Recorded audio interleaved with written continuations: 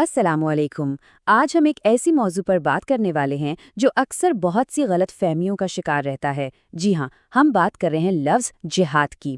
تو آئیے آج فراہم کردہ معلومات کی بنیاد پر اس تصور کو آسان الفاظ میں سمجھنے کی کوشش کرتے ہیں اور دیکھتے ہیں کہ اس کا اصل مطلب کیا ہے۔ تو سب سے پہلا اور بنیادی سوال، آخر اس لفظ جہاد کا اصل مطلب ہے کیا؟ یہی وہ سوال ہے جس کا جواب ہم سب سے پہلے تلاش کریں گے۔ آج کے اس گفتگو کو ہم نے 4 حصوں میں تقسیم کیا ہے۔ سب سے پہلے ہم اس کا مطلب سمجھیں گے، پھر اس کی اہم قسموں پر نظر ڈالیں گے، اس کے بعد ہم جہاد بالسیف کی شرائط اور اسباب کو جانیں گے، اور آخر میں بات کریں گے کہ جہاد کا اصل مقصد کیا ہے۔ چلیں جی، تو شروع کرتے ہیں پہلے حصے سے کہ آخر جہاد کا مطلب اور اس کا تصور ہے کیا؟ اچھا، یہاں ایک بہت دلچسپ بات ہے۔ اس لفظ کے 2 پہلو ہیں۔ ایک ہے اس کا لغوی مطلب، جو عربی لفظ جہد سے نکلا ہے، جس کا سیدھا سا مطلب ہے کوشش، جدوجہد یا کسی کام میں اپنی پوری طاقت لگا دینا۔ لیکن جب ہم اسے اسلامی اصطلاح میں دیکھتے ہیں تو اس کا مطلب ہوتا ہے اللہ کی خوشی کے لیے کی جانے والی جدوجہد۔ اب یہ جدوجہد دین کو سربلند کرنے کے لیے بھی ہو سکتی ہے، ملک کی حفاظت کے لیے بھی، یا کسی مظلوم کو بچانے کے لیے بھی۔ تو یہ تو سمجھ آ گیا کہ جہاد کا مطلب ہے کوشش، لیکن سوال یہ ہے کہ یہ کوشش کتنی طرح کی ہو سکتی ہے؟ ہمارا ماخذ بتاتا ہے کہ جہاد کی کئی اہم قسمیں ہیں اور یہ صرف ایک ہی چیز کا نام نہیں ہے۔ تو بنیادی طور پر 3 بڑی قسمیں ہمارے سامنے آتی ہیں۔ پہلی ہے اپنی نفسانی خواہشات کے خلاف جہاد، یعنی اپنے اندر کی برائیوں سے لڑنا۔ دوسری قسم ہے معاشرتی برائیوں کے خلاف جہاد، یعنی سماج کو بہتر بنانے کی کوشش کرنا۔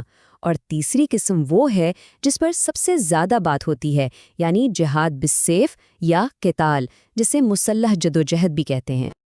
اپنے نفس سے جہاد کی اہمیت کا اندازہ اس حدیث مبارکہ سے لگایا جا سکتا ہے، جس کا مفہوم ہے کہ اصل مجاہد تو وہ ہے جو اپنے نفس کے خلاف جہاد کرے، یعنی اصل بہادری خود پر قابو پانے میں ہے۔ اچھا جی، اب آتے ہیں اس قسم کی طرف جس پر سب سے زیادہ سوال اٹھائے جاتے ہیں۔ دیکھتے ہیں کہ اس ماخذ کی روشنی میں جہاد بالسیف، یعنی لڑائی کی اجازت کب اور کن شرائط کے ساتھ دی گئی ہے۔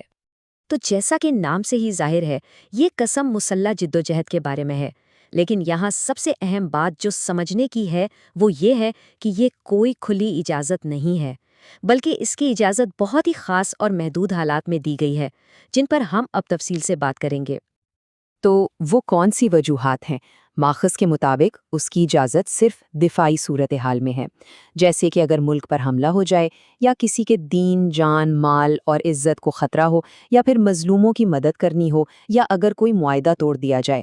اگر غور کریں تو یہ ساری وجوہات اپنی حفاظت اور دفاع سے جڑی ہیں۔ اور وجوہات سے بھی زیادہ سخت اس کی شرائط ہیں۔ ماخذ بالکل واضح طور پر کہتا ہے کہ اس کا اعلان کوئی فرد یا گروہ نہیں کر سکتا، یہ اختیار صرف اور صرف قائم شدہ اسلامی ریاست یا حکومت کا ہے۔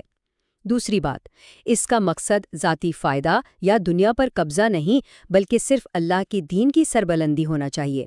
اور آخر میں کسی بھی قسم کی جارحیت یا حد سے آگے بڑھنے کی سختی سے ممانعت ہے۔ تو ہم نے قسمیں بھی دیکھ لیں اور شرائط بھی سمجھ لیں، لیکن ان ساری کوششوں کا، ان ساری جدوجہد کا حتمی مقصد کیا ہے؟ چلیں اب اس آخری اور سب سے اہم سوال کا جواب ڈھونڈتے ہیں۔ یہ ماخذ ہمیں بتاتا ہے کہ جہاد کی تمام اقسام کا ایک ہی مرکزی ہدف ہے، اور وہ ہے ظلم کا خاتمہ اور امن کا قیام۔ اس کا مقصد ہرگز کسی پر غلبہ پانا، قبضہ کرنا یا بدلہ لینا نہیں ہے۔ اسے ہم 3 مرحلوں میں سمجھ سکتے ہیں۔ پہلا قدم، ظلم کو ختم کرنا۔ دوسرا قدم، معاشرے سے فتنہ اور فساد کو روکنا۔ اور ان سب کا آخری اور حتمی نتیجہ کیا ہونا چاہیے؟ امن کا قیام۔ تو بات کا خلاصہ یہ ہے کہ اس ماخذ کے مطابق جہاد کا مقصد دنیاوی فائدہ حاصل کرنا، ملک فتح کرنا یا انتقام لینا نہیں، بلکہ اس کا واحد مقصد انصاف اور امن قائم کرنا ہے۔ تو آخر میں ایک سوال جو سوچنے پر مجبور کرتا ہے، اس ساری معلومات کی روشنی میں یہ جدوجہد یا کوشش کا تصور امن قائم کرنے کے ساتھ کیسے جڑا ہوا ہے؟ یہ ایک ایسا نقطہ ہے جس پر غور کرنا اس موضوع کو صحیح معنوں میں سمجھنے کے لیے بہت ضروری ہے۔